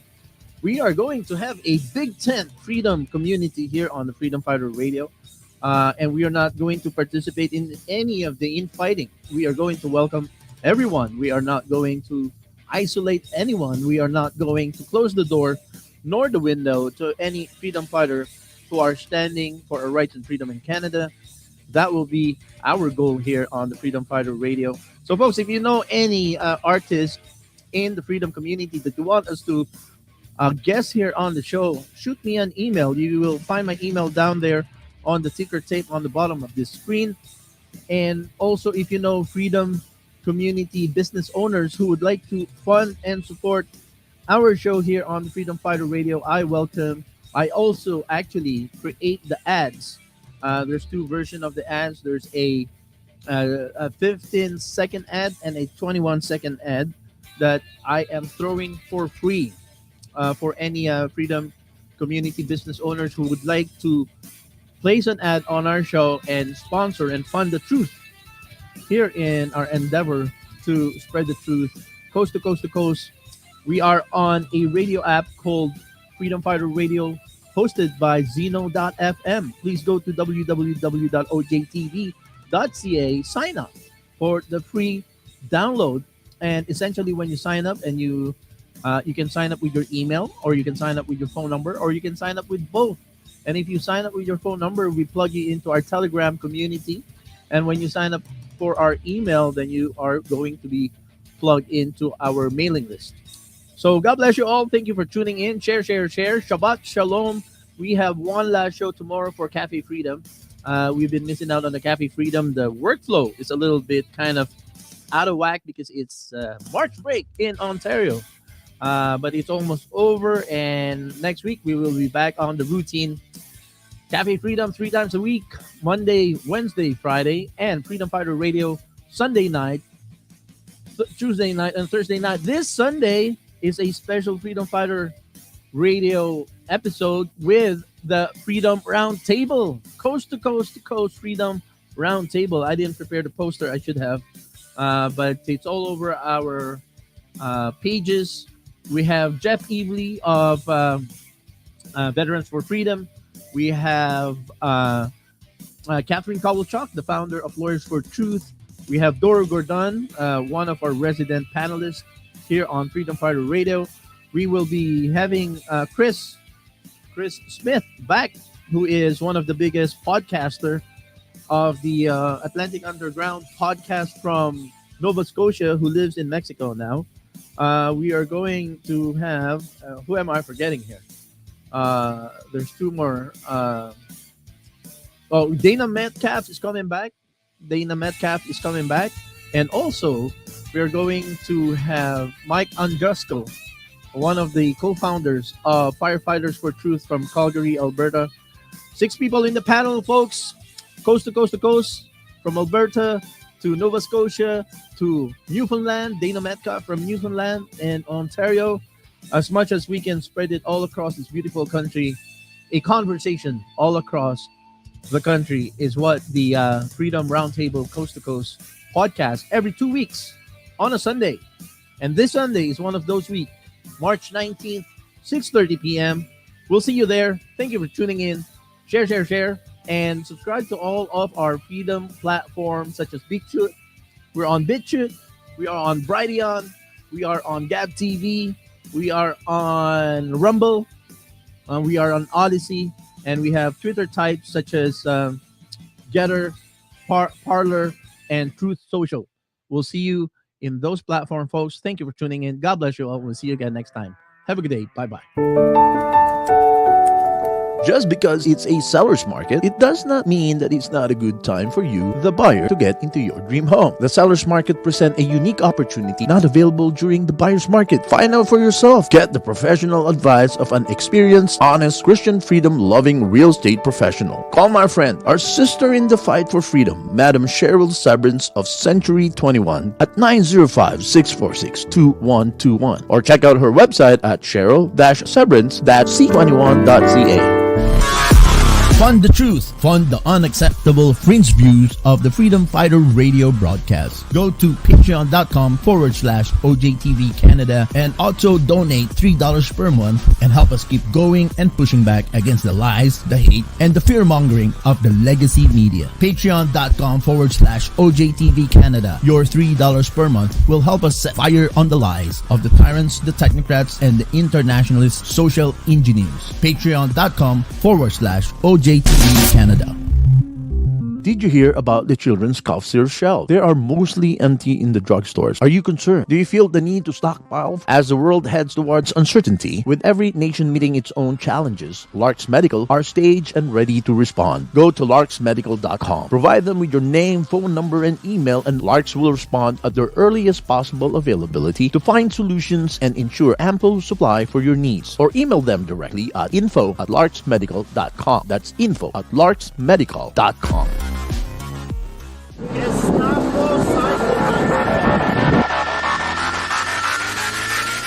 Pastor Arthur from Calgary, the leader of the Independence Party of Alberta. You are listening to the Freedom Fighter Radio Worldwide podcast, only here on the Ordinary Joe Show.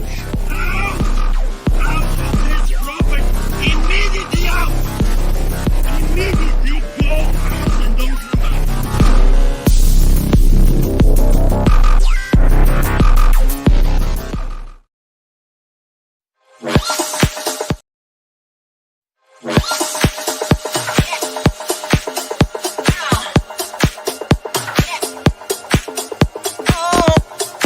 Freedom Fighter Radio, what is up? Whoa! Shout out to Freedom Fighter Radio and Joe. You're doing great work, brother, and I love it. All right,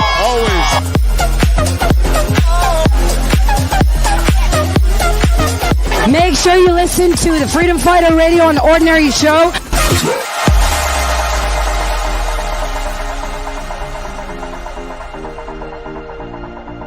I'm on Freedom Fighter Radio on the Ordinary Joe Show. That's quite a mouthful. Yes.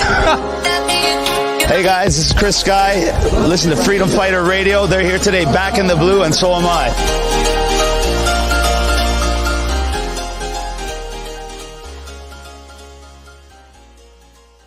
Please consider supporting the OJTV production costs and be an insider member for only $3 a month. Go to patreon.com/OJTV Canada. Thank you for your continued support.